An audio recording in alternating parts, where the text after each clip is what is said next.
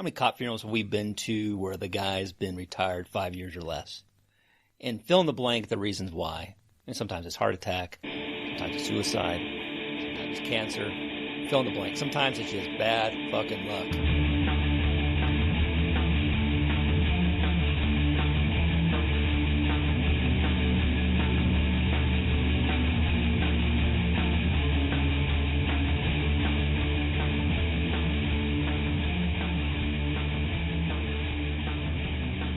Welcome to another episode of Talking Filthy. I'm here with my good friend, Eric. Easy E. What's up, dude? How's it going, Dan? Glad to be back again.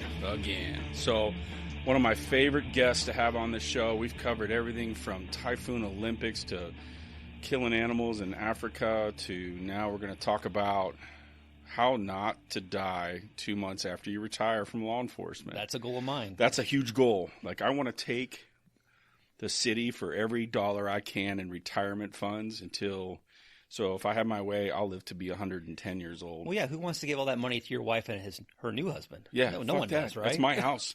My TV you're fucking watching, bud, with my retirement check? Exactly. I don't think so, man. So today we're kicking it off. We're drinking some, I'm drinking some Cutthroat cold brew, and Eric's drinking some Mutiny hot medium roast.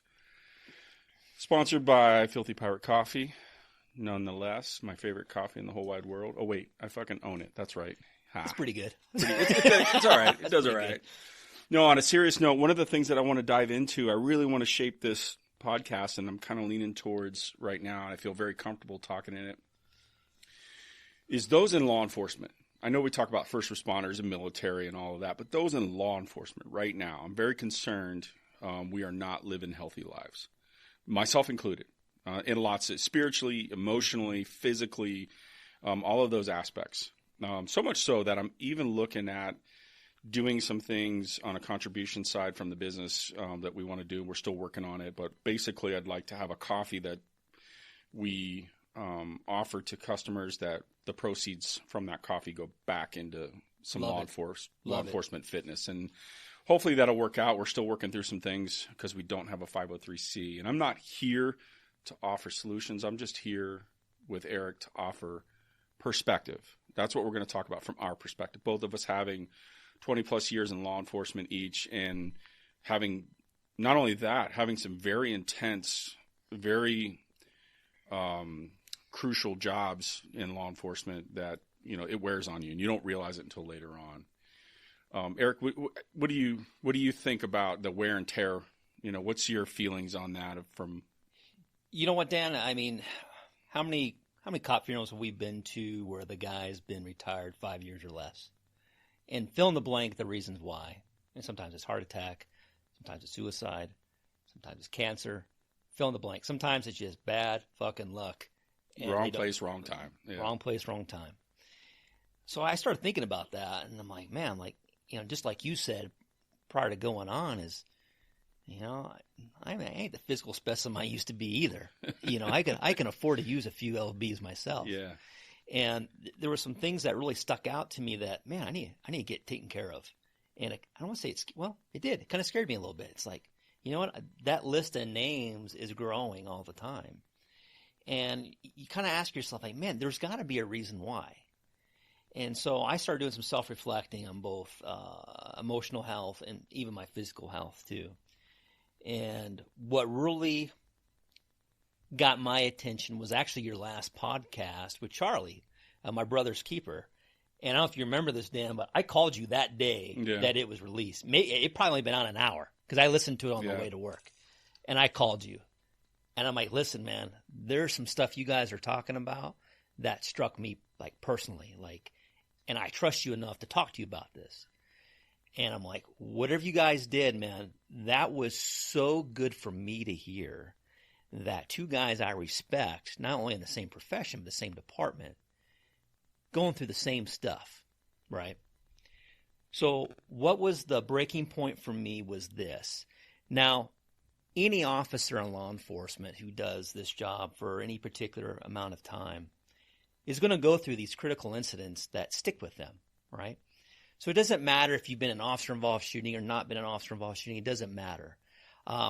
Me personally, I've been involved in 4 of those, where 2 of those I've been the shooter, but that wasn't my issue. My issue came from my personal life, which was my breaking point. And if we would have had this conversation 2 months ago, I wouldn't be able to talk about this with you. I'd be such a wreck. First of all, I'd be scared to talk to you about it. And two, I'd be such a wreck that I couldn't even get the words out. So this is how it happened for me. Mine comes from a personal event back in 2018. My brother-in-law committed suicide.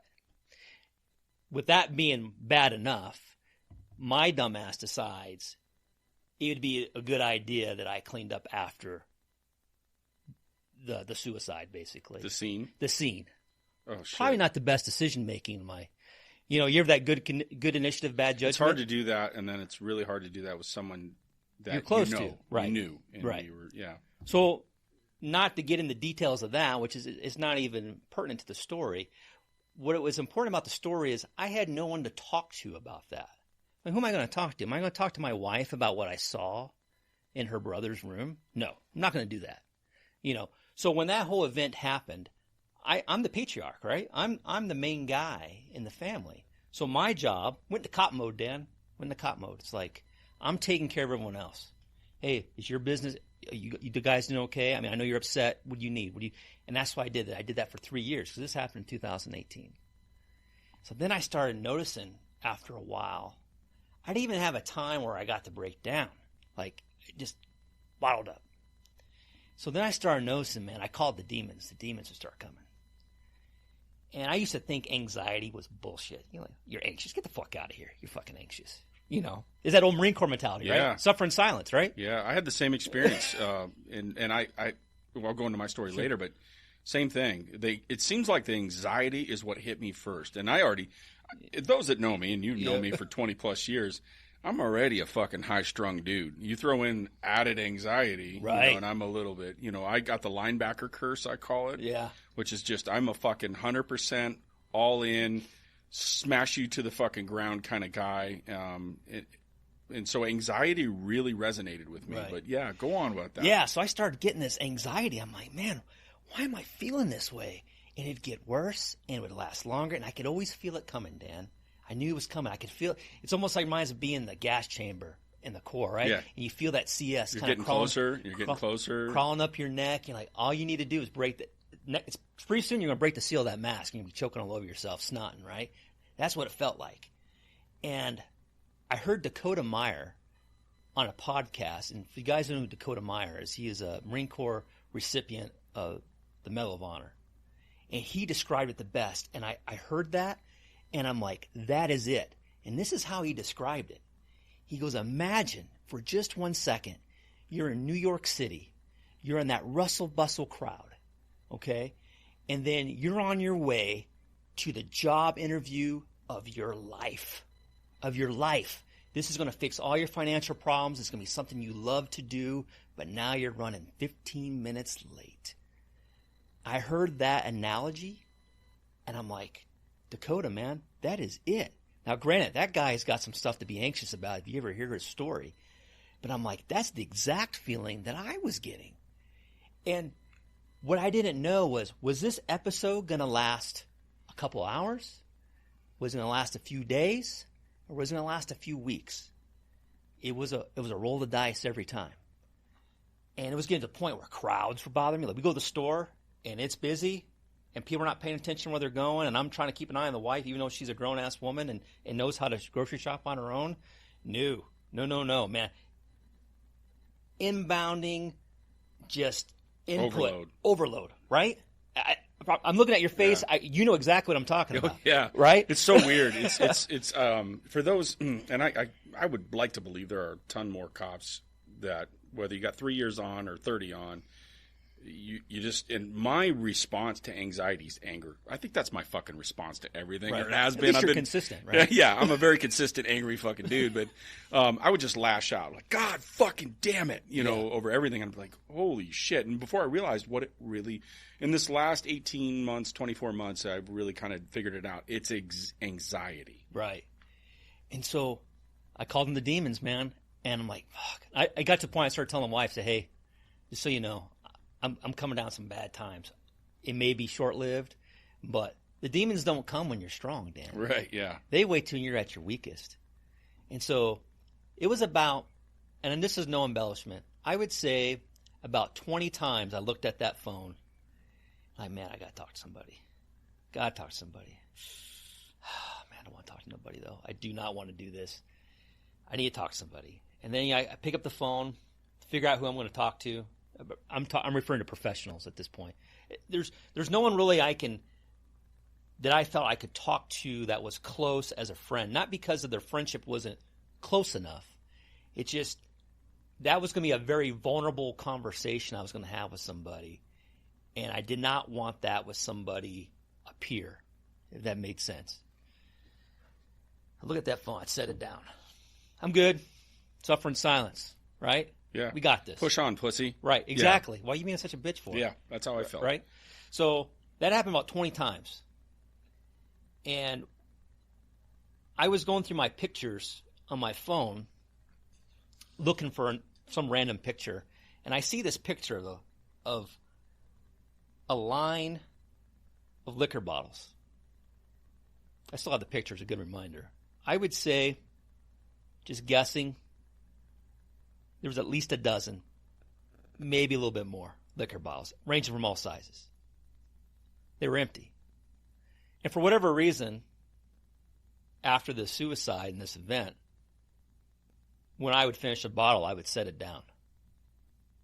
And I remember taking a picture of it like an asshole, being proud of doing that. Yeah. And then I saw that picture not that long ago, and I'm like, you dumb bastard. Like, you are covering this up big time. And I still drink, don't get me wrong, but I've really, really, really scaled it back because I was drinking every day. It wasn't affecting work. At least I didn't think it was, but it was going that direction. And luckily, actually, my sergeant kind of recognized that something was up. He goes, yeah, you might need to go talk to somebody. And I did initially, did my little substance abuse, little counseling sessions, and heeded her advice, but kind of like, I'm good, I'm cured. And I left. Yeah. Because that's what's supposed to happen. You're supposed to walk out of that office, at least, and I had the same experience in my mind, walk out, I'm good. Right. That's what I paid you for. Right. You're the professional. Right, exactly. Yeah, fuck, not so much. No, not so much. So finally one day I see that picture. I had this deep breath, and I just like, you just feel like really emotional, and it's like, you know what? Fuck it, dude. You ain't gonna be any worse, right? So I call some professional resources we had through work, and I said, hey, I need to come talk. And she goes, first of all, they go through all that. Are you okay right now? Like, no, I'm not gonna hurt myself. I just need to go talk to somebody. Yeah. I know you're doing. I feel what like there's a weight on my shoulder, and I want Right. you to help me get it off. Yeah. I tell you what, and I'm still going. It's been a few months. I've been through hell and back on these things. And she goes, you've never told your story, have you? I said, no, I haven't. Never told my story. I said, there was one time at the memorial reception, I was going to lose my shit. And then right when I was about to go turn the corner and just kind of go do my thing, someone came up and needed something. And that was it. That was the last time. And so those conversations, I couldn't even talk about it without being very emotional and teary-eyed. It's amazing that I can talk to you about this right now the way I am. She goes, yeah, we're going to do some therapy called EMDR. EMDR, yeah. And I don't know, it's like some hocus pocus voodoo, but for those of you not aware of it, it's a light bar. It kind of reminds me of the old, not to date myself, the old Pong days where the lights will go back and forth and there's audible stimulus and everything else. Probably the easiest way to describe it, the best way I understood it was whatever barriers you're putting up to not think about whatever event it is that's bothering you, it brings those fuckers right down. Yeah, so the best thing that I can describe for those that don't know about it, it's a real thing, and it's had a ton of success from my understanding across the board with folks that have issues with, and I'm kind of talking about PTSD, Sure. or traumatic events, both military, law enforcement, and civilian world, Right. those that have been victimized. Now, I'm not saying it's entirely successful, and I'm not preaching or promoting or advocating for this. I'm just saying what I've seen has been amazing in the results that people, and I know some good friends that have been doing it and have had success from it. Right. And it sounds weird as hell, but basically you look into this, fucking rave of strobe lights, and it goes deep into the neurological part of the brain and basically starts cleansing it. And there's some rough moments at first, I've heard. And then eventually you start to see, after a few sessions or more, I don't know what the number is, but you start to see some really good progress and help with that. I saw dramatic progress after 2 sessions. The first one was literally going to hell and back. And the doc goes, well, how do you feel? I said, well, to be honest with you, Doc, I feel like I'm on the wrong end of an ass whooping over here. You like a Mack truck just fucking ran me over. You crushed me. You crushed me, And I openly sobbed and wept. I don't do that. Yeah. Yeah. But it was all those years of all that stuff being like, pushed down inside, and like you said, you just let it do its thing, and it's like you're cleaning those junk files in there. Yeah. It doesn't make you forget about the event. Okay, it's a sad event. It will always be a sad event, but there is not that just punch in the gut every time you think about it anymore. That's probably the best way to put it. And then, we did some discussing, and I had some perception issues of myself regarding this that she kind of tweaked a little bit, like, well, I know you think that, but do you think about this? Or how about this? You really think you're responsible for this portion of it? Well, why is that? And you start talking out loud, and your reasonable self starts listening. Well, shit, maybe she's got something going on there. Maybe she knows something I don't. I find myself saying, I try to do that a lot more because I've been through that experience. And I find myself saying, finding the answers like, oh, you did the best you could with this. You didn't go into this with malice or ill heart or anything, and you're only human. That's my phrase I've really come to accept, because I'm a person that has grown up to be 110%. Mm-hmm. It has to be perfect or you're a fucktard. You're just garbage. Yeah. And I think eventually in life you have to switch gears and go, you're only human. There's only so much you can do, and you have to accept that. And I think you talk that out with them, and it helps. You're right on, because well, someone's got to be fucking responsible. Somebody. Right. Yeah. Well, not even reasonably think about, it's his responsibility. Yeah.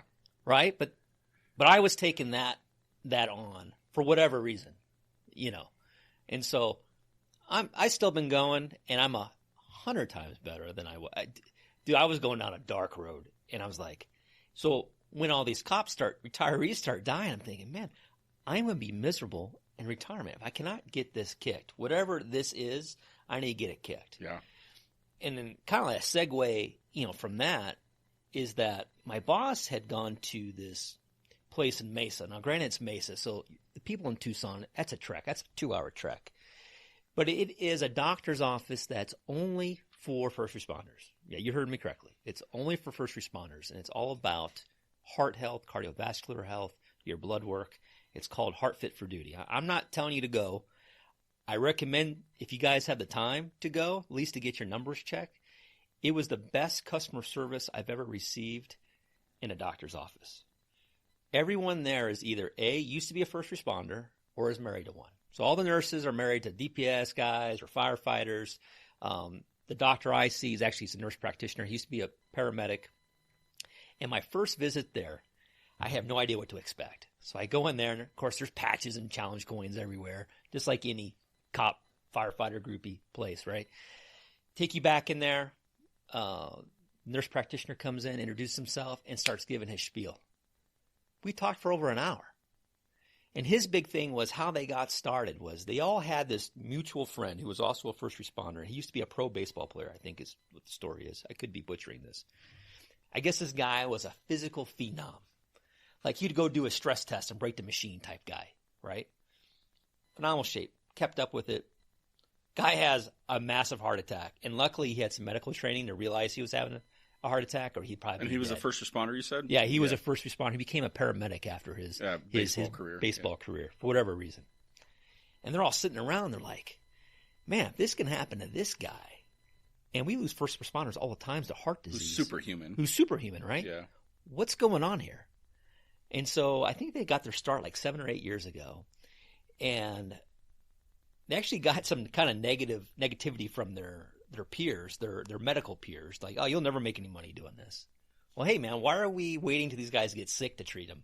Let's find out what's going to make them sick, because we know it's going to make them sick by their numbers. Yeah. Right? Yeah. Let's figure out what's going to make them sick and get them better, get them on the right track. So I went in there, and I had a complete blood screen. Ended up finding out I got a vitamin deficiency, and then my testosterone's all screwed up. Like, probably more guys out here than we welcome like to your admit. 40s, boys. Yeah, right, Yeah. exactly. And a lot of that could be from, blood. Oh, my blood sugar was screwed up too. So between the blood sugar, the vitamin deficiency was all hand in hand with the testosterone thing and everything else. So we're now in the process of getting all that stuff fixed and figured out. Another thing that they did was they provided this test that insurance companies won't cover. It's called a plaque scan. It's a CAT scan of your heart, and it looks for any potential or beginning stages of plaque buildup in your arteries. Found out I got some, right? Which is good news that we know now, Right. because now every 2 years I'll do the test. He goes, if you were to pay for this test out of pocket, the insurance will cost you thousands of dollars. He goes, we have a deal. You go through us, out of pocket, it's going to cost you like $75, $78.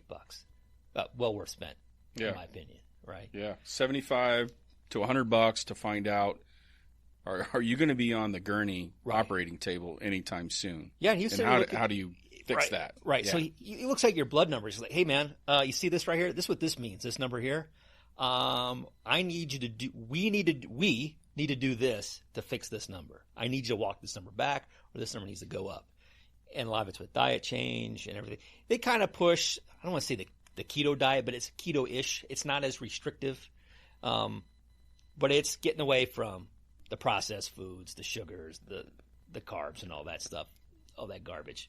But so I've been following their advice. I've been taking all these supplements. Of course, now I take like 8 pills a day. Most of it's supplements, right. But there is one prescription thing in there for the testosterone thing. But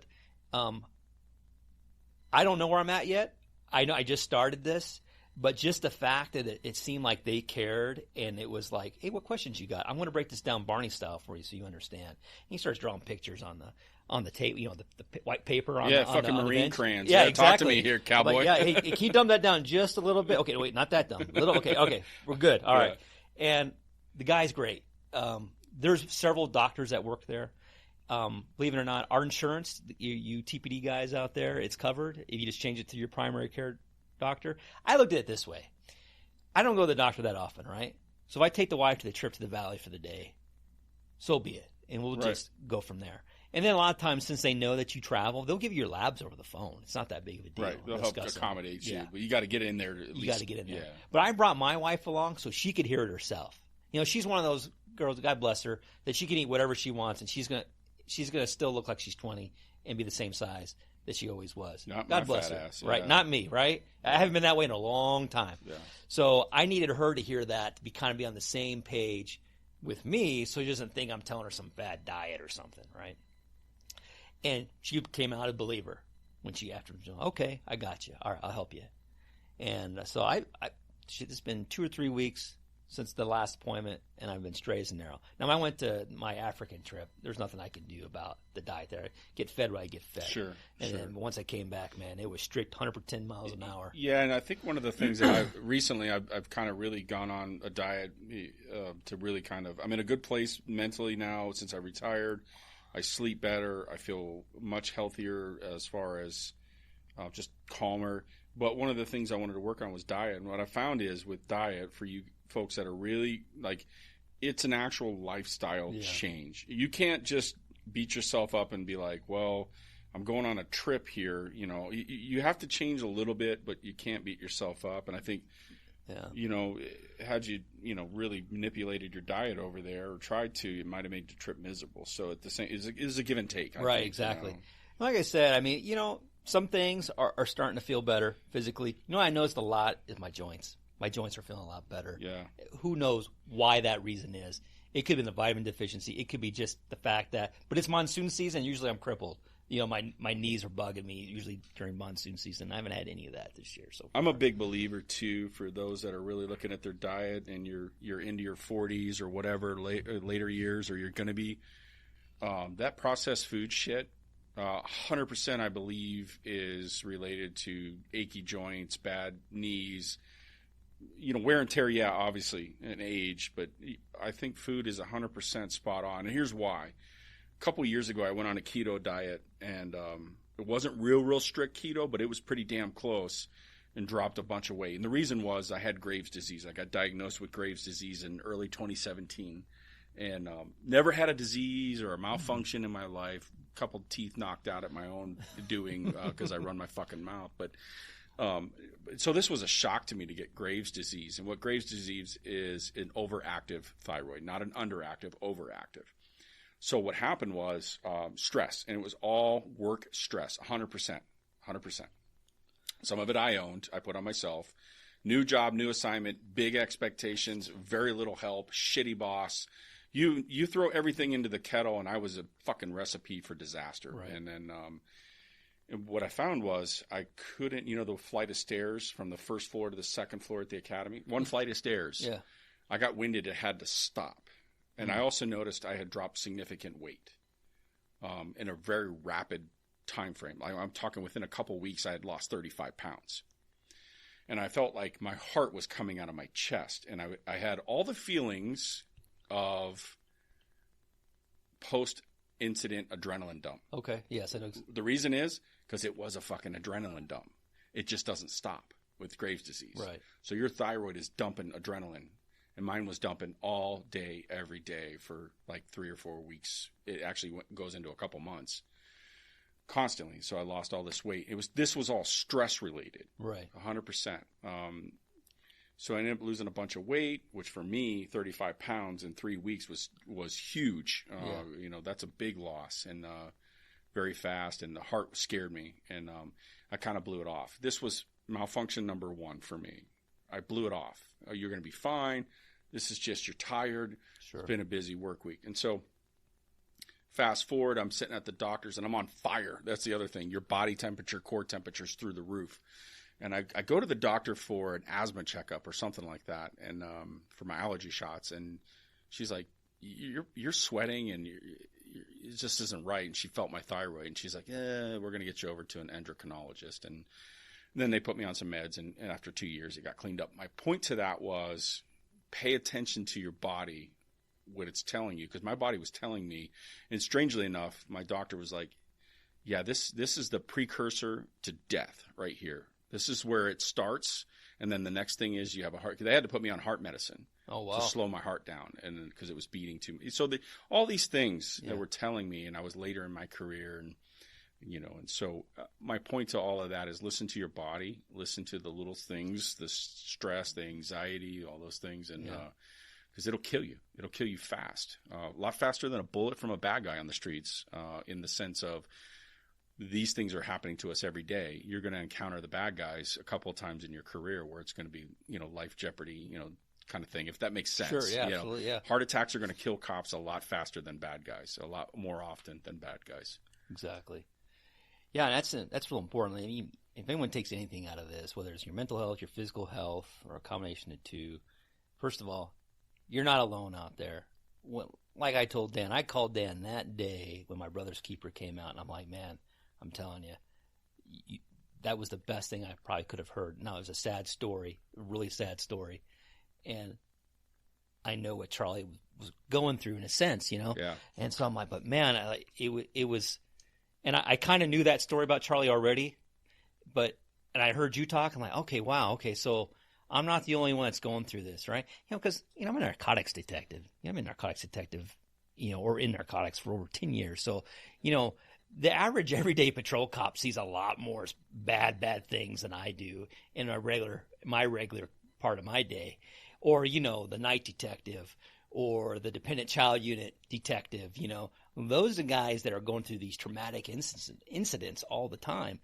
Like I said earlier, like I've been in a few shootings, and yeah, those experiences bring their own problems and those own things I've learned from, those things I'll keep with me for the rest of my life. But for whatever reason, that wasn't the thing that was bugging me. It was something in my personal life. And just know that no one is going to judge you. Sometimes you need to hear an outsider tell you, you know what, your line of thinking's kind of screwed up. I understand why you think that way, and I understand why you feel that way, but maybe your reasoning on this is not where it needs to be. So let's talk about this for a minute. And that EMDR did wonders, and I don't know if I'm going to continue with it. It all depends on what the doc says. I don't know. Sure. I think the important part is you listen and take advice from the professional doctors, and not just make your own decisions and say, "Oh, fuck it, I'm good." You know. Well, I was pretty blunt too. I went in there and she goes, "Well, are you open to treatment?" I'm like, "I called you, right?" I was kind of like, and I understand why she was asking. So the first sign of needing help is when you're acting like a dick, right? It's like, well, I came to you, right? You know, like I called you. Oh, well, yeah. Obviously, I took the time. I'm trusting you, right? So, but no, if the people out there, I know you're there. If you don't want to go through the job, that's fine too. Go through something else, but talk to somebody because you don't have to feel that way all the time. And I don't know if I could feel that way all the time. Like it was getting longer, more intense, stick with me longer. More and more triggers were starting to happen. And some of them were job related. Like I don't watch body cam footage of shootings anymore. Yeah. I don't. Sorry. I know there's a learning point out here. Why don't you tell me what the learning points are? You know, but I don't want to watch that. I may be fine when I watch it. There may be times where, man, I'm kind of screwed up for the afternoon. There may be times it might be a couple of days. Whatever the circumstances are. It's like, I'm good. I've seen enough violence in my career. I'm good. You know? Yeah. I feel the same way. In fact, towards the end of my time at training, one of my duties was to work with cops that had recently been involved in officer-involved deadly force applications, and then before they could come back to work, they had to go see me out at training, and we had to, kind of reacclimate them, in various ways. And after a while, I found, and when I was doing this, we had some pretty busy years with lethal force. Right. The last 2 or 3 years ago, and by the end of that, and it wasn't because there was something I didn't like about them. But it was just when I was listening to their stories and helping them kind of work through some of the things, like what worked in training, what didn't work, how did you feel about it? We were trying to dive into that a little bit. I felt myself in their shoes, and then oftentimes, and some of them were pretty scary. Some of them were real up close and personal that these guys and gals had experienced, and pretty brutal. And so I found myself, I just couldn't do it. Yeah. I don't know why at that moment. I felt so shitty because here I am. I'm the SME for the agency on deadly force application. In my mind, like right. You are supposed to be the one that has the answers, and I can't even help this fucking guy. Right. I can't even. And I got to the point where, and I'm glad I did. I'm glad I did, and I told my boss, no more. That's it. I'm done. I can't do that part anymore. I don't give a shit what you do to me, where you send me. Yeah. And I think they recognized, and the one boss that I had at that one time was really good about that kind of stuff. He's like, hey, then we're done. Right. They can find fucking somebody else to do it, And so. See, I didn't know you did that. I did. I did about 30 of those. No, I would say, well, there were 12 different incidents in 2 years, about 10 or 12 each year, and there was probably 30 plus shooters involved in that. So I had to listen to all those stories. It's like, I'm sorry you had to go through that, but I'm glad that was available for those guys, because that wasn't available. And I don't think probably for you either. No, it wasn't. It wasn't for me either. I got a box of ammo thrown to me, and I was over by the range by myself. The worst fucking way you can probably handle something is how we did it for 20 years. And I don't blame anyone. No. We just didn't know. And let me tell you this. I have very strong feelings about this. We haven't begun to accurately diagnose and work through and get officers back to work after these incidents, whether they applied deadly force or deadly force was applied to them, and whatever the circumstances were. I'm talking about the really traumatic ones.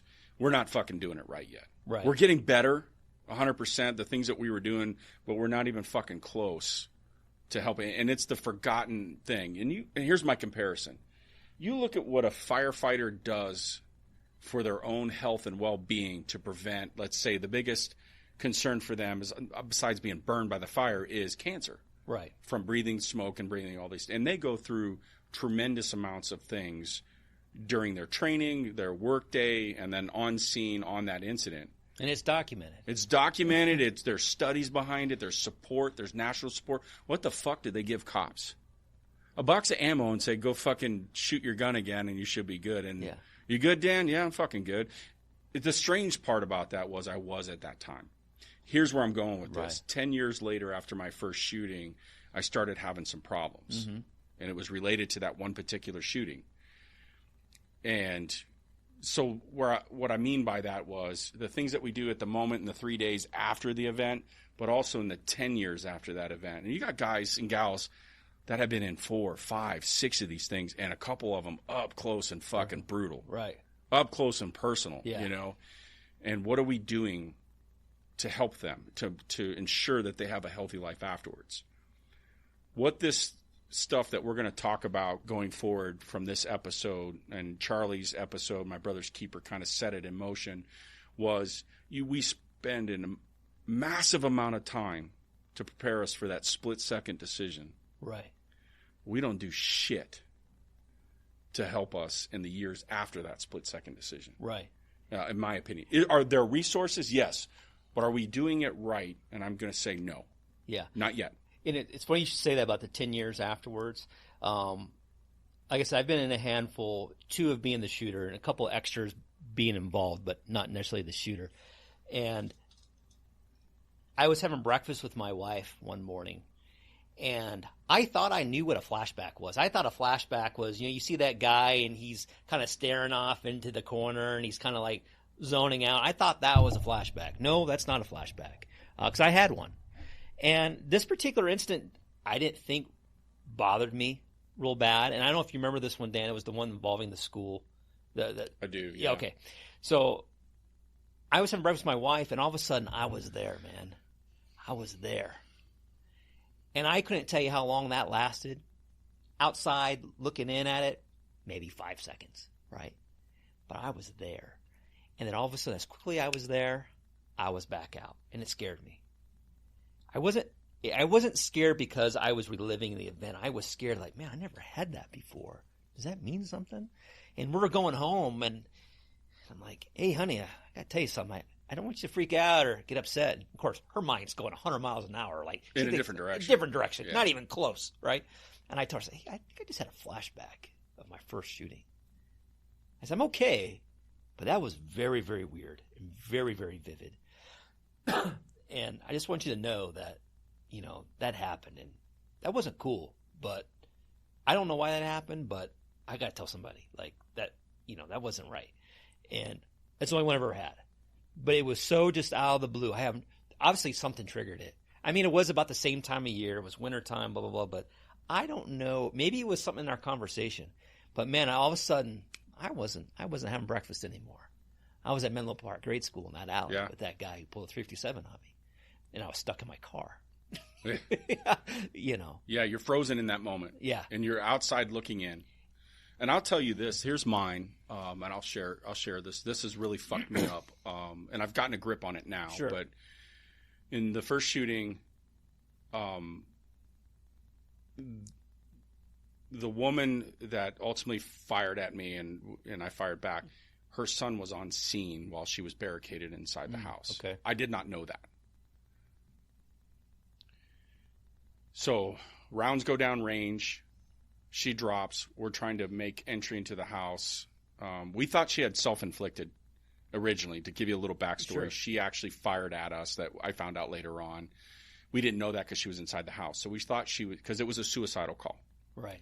And so anyway, she pops out of nowhere as we try to look inside the house, and she's pointing the gun straight at me. So frozen in moment right there. Right. Because that gun was as big as a fucking, Of course it was. like a cartoon revolver. And so anyway, shots are fired, and then all I hear is this, and see, as this young guy running up towards us yelling, "You shot my mom." Right? Yeah, right. Pretty heavy. And I'm like, what the fuck is this guy talking about? You shot my mom. First of all, who the fuck is this guy? And Why who's is- supposed to be watching this? Right, yeah. That's what I was thinking. And at that moment, and I'm not kidding you, for 10 years, it never became an issue or anything. It never was entered my mind because I'm this SWAT team leader. I'm this training supervisor. I'm a person that's in a position that I have to lead, and I have to show complete dedication, focus, and energies focused here. And then it finally hits me 10 years later, 2019, where that fucking saying is repeating in my mind, and then I'm frozen in that time where I see that. And then the other part to that was 3 parts. It was like, you just killed somebody's fucking mom, dude. You're supposed to be a protector of women. That's how I was raised. You're supposed to be a protector of our community. And so that fucking really played hell on me. And so when you talk about flashbacks, and I just throw this out there for perspective for people, is they're different.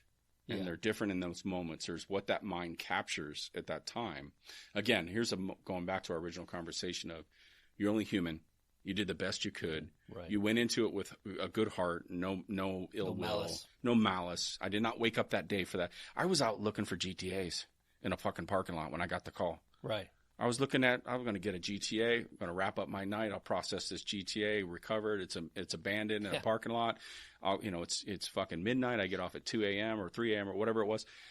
So my mindset wasn't even close to that. And then you just start playing this. How the fuck did I get to this point? And how, and so that kid's words, I felt like a failure to him, felt like a failure and your mind is replaying it, and replaying it. And you hear that voice very vividly. Mm-hmm. The best thing that I did, this is my perspective. I'm not giving people advice on what to do, but this is the best thing, was to share that with my wife.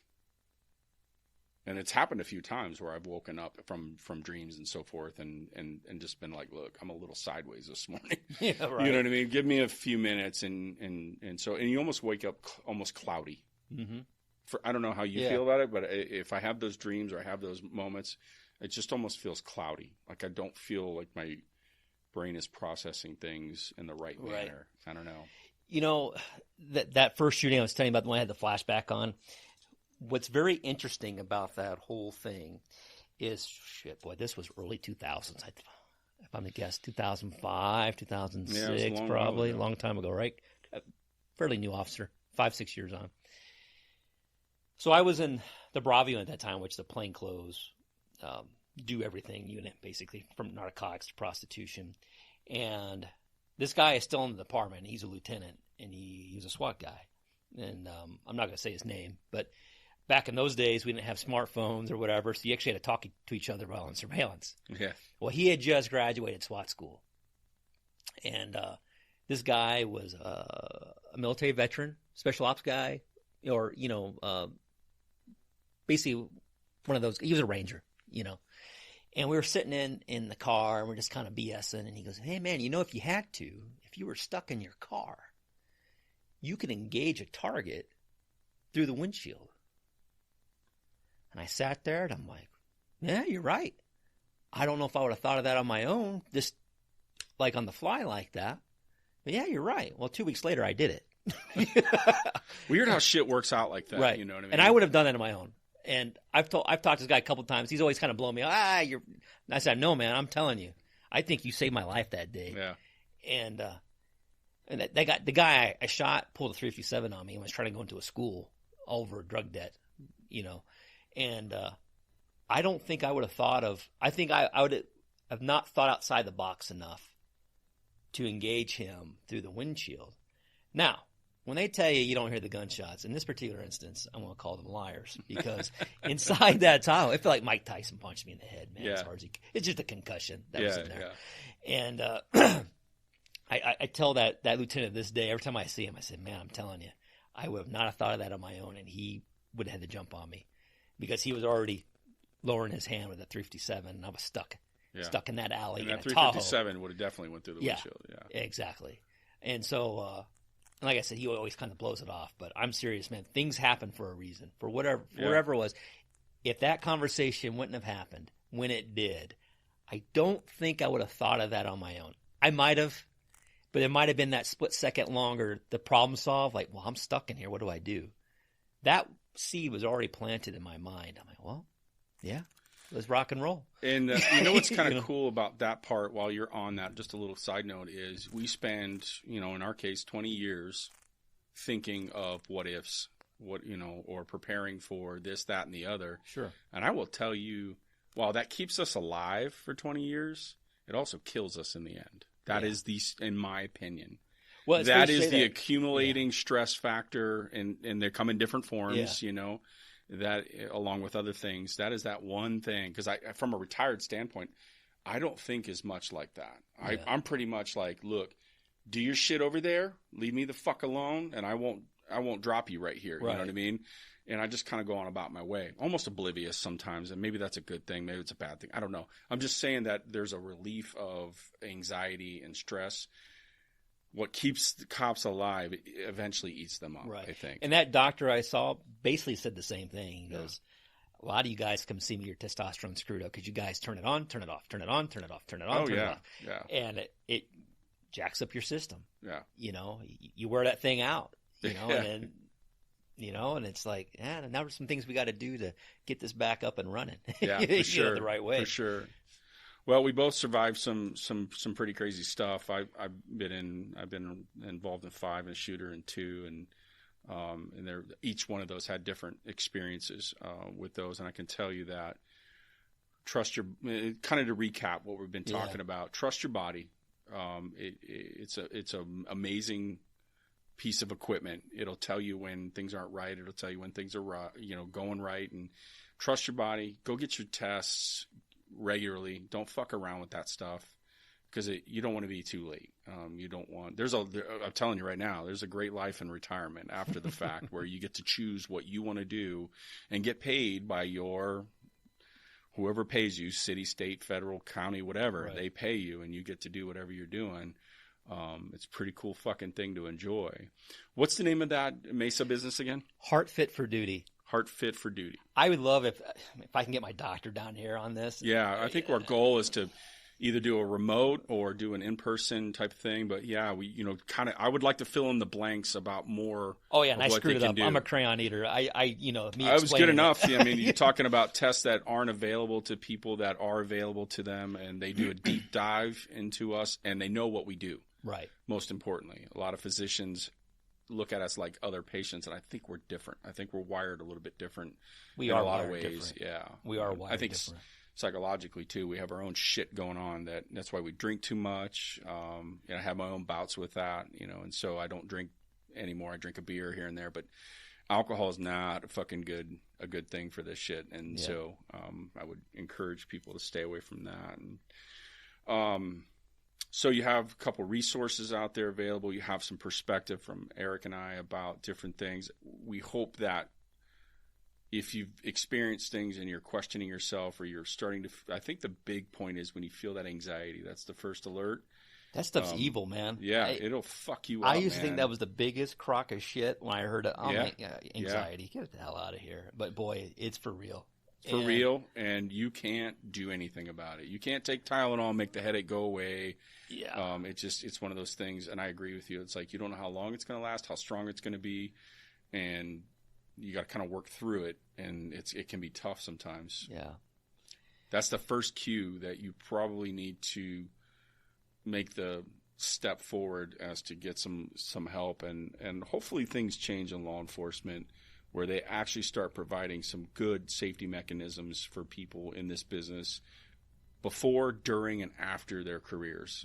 And fucking 3 days after shooting isn't diddly squat. Probably the biggest thing we're missing, at least in our department, and things that might have changed. It's been a while since I've been in this process, and hopefully I never have to do it again, is that I think we really need the peer support. The guys who have done it, who have been involved, whether positive shooting, negative shooting. I mean, there is no positive shooting. Right. But as you know, and the audience doesn't know, my second shooting was like it split the department 50-50 whether they thought it was a good one or not. Yeah, everyone is a combat artist that wasn't there at that moment. And that brought on its own stuff. Sure.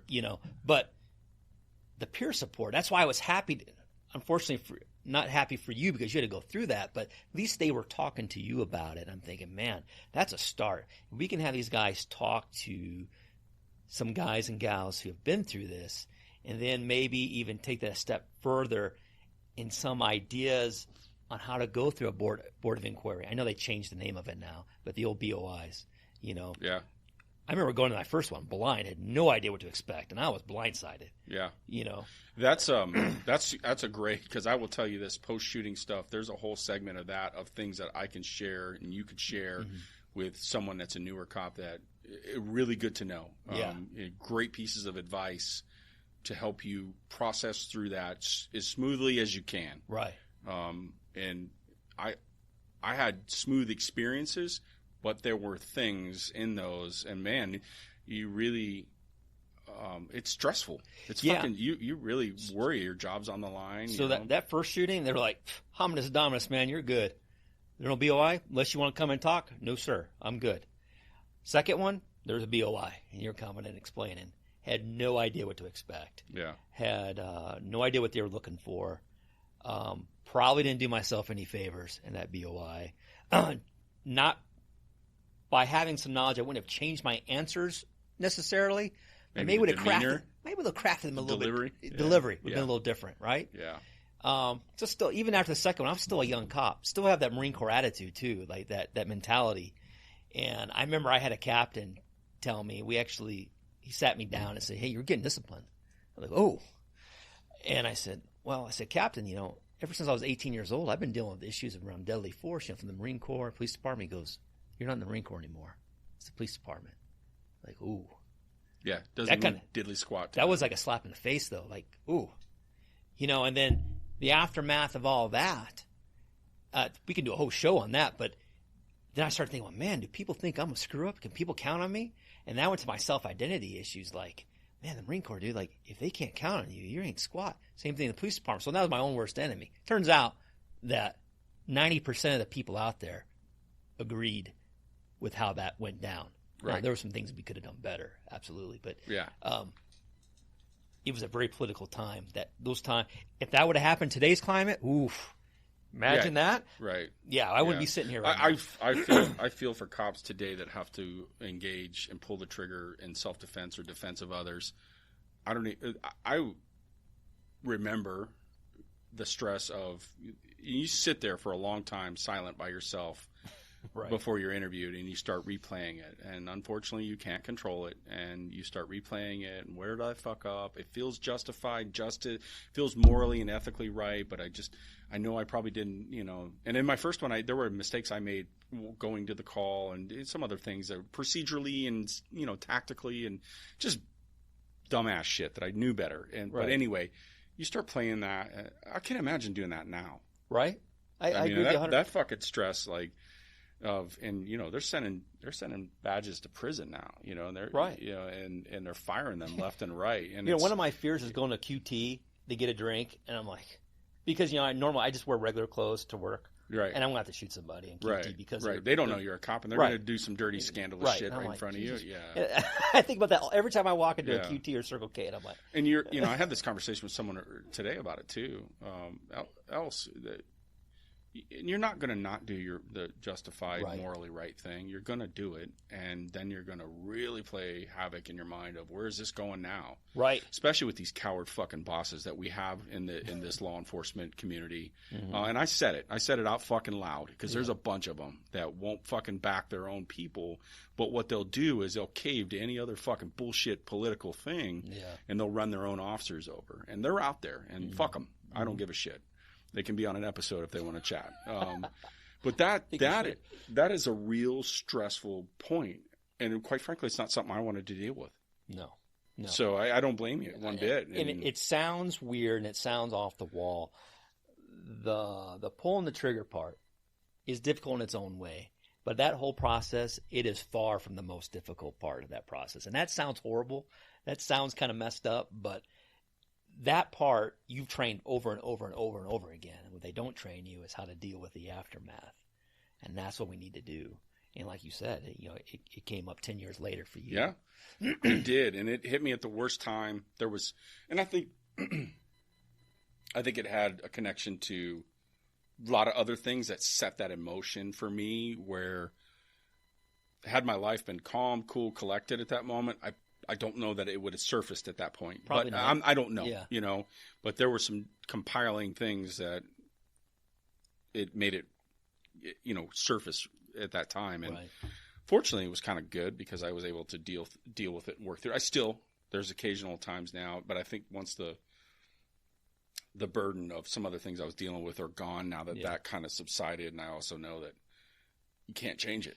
Yeah, and probably the vast majority of people listening to this is going to know who I am, and if for whatever reason you want to talk and just kind of bounce something off, you don't even have to tell me what it is, but how to go about getting help. If you want to get a hold of me or get a hold of me through Dan, you're more than welcome to. Yeah, it's the same here. I mean, if I don't know all the answers, and I'm still working through quite a stuff, and I think that's what this is about. Is number one, this episode, if you can take away, the thing is, you're not the only one. Right. You're not the only one, and I thought that for a while. Like, absolutely. What the fuck is wrong with me here? And I think there are other people feeling the same way, and just know that it's normal, and it can bog you down pretty hardcore and get worse if you don't get in front of it and kind of recognize it and deal with it. I want to thank you for your time and your continued service to keeping the streets safe, and hopefully in the near future it'll come to a wrap. You'll be a professional hunter, and we'll probably do a whole bunch of series on all the different hunts.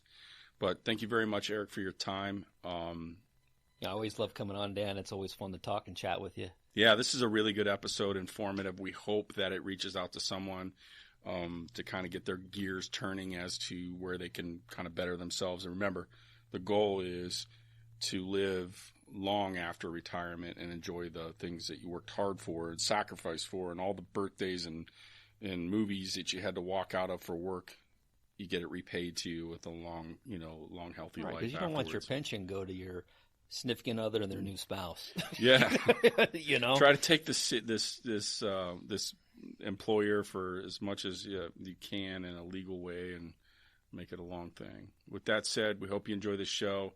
Stay healthy. Peace.